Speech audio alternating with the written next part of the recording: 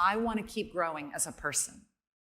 I want my businesses and my teams to keep growing and evolving. I want my brand to evolve to a place of relevance and greatness over time.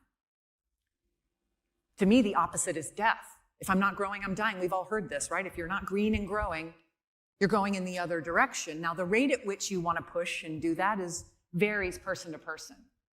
I don't do that to the tune that I drive myself or my businesses into the ground. You can try to attain something, the next shiny thing, so much you actually degrade yourself, your business, your team, and your energy. There's a healthy spot in between, and you've got to learn what that is for you. And so when I confront reality in good times, the way you do that is you show your team or yourself, maybe this is you pushing yourself on your own health journey, is you look at other people doing more with less. Show an example of another company doing more with less. Show an example of a team nowhere near as good as your team doing more than you're doing. There is a way to reframe,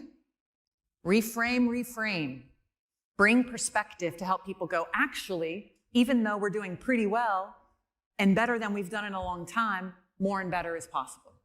It's true for our health, it's true for our families, it's true for our teams, it's true for our businesses, but you got to create perspective to drive influence.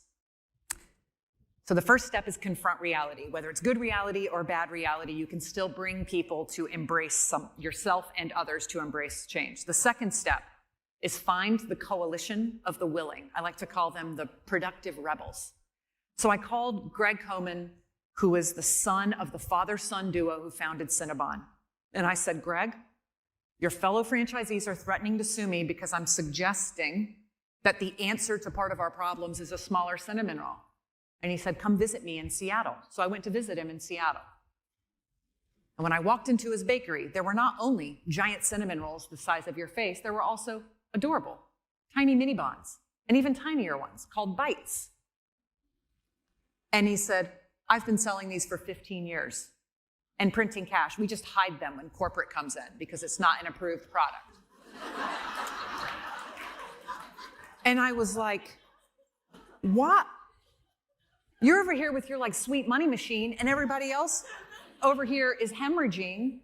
And he's like, look, this business has been bought and sold 3 or 4 times. My dad and I don't own it anymore.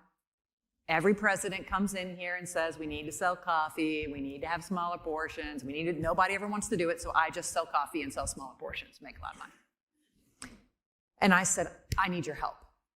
A power phrase in driving influence. I need your help. I'm not saying do my job for me. I'm not saying I'm a damsel in distress that needs to be rescued. I need your help. Help me tell this story. Share your experience. It is not a leader's job to always be the one. In fact, that's the problem sometimes. Then, of course, I say, I need your help. I'm showing him respect. I'm reminding him that he has influence and value. And those franchisees are going to listen to him far more than they're going to listen to me. And I was the most like them president that they had ever had, the most operator that had ever run the business. But I wasn't doing it every day like Greg was. So step 1, confront reality. Step 2, find the coalition of the willing. Step 3, let those productive rebels help sell in and influence the change. Get as out of it as you can. Creating influence is actually about helping other people have influence.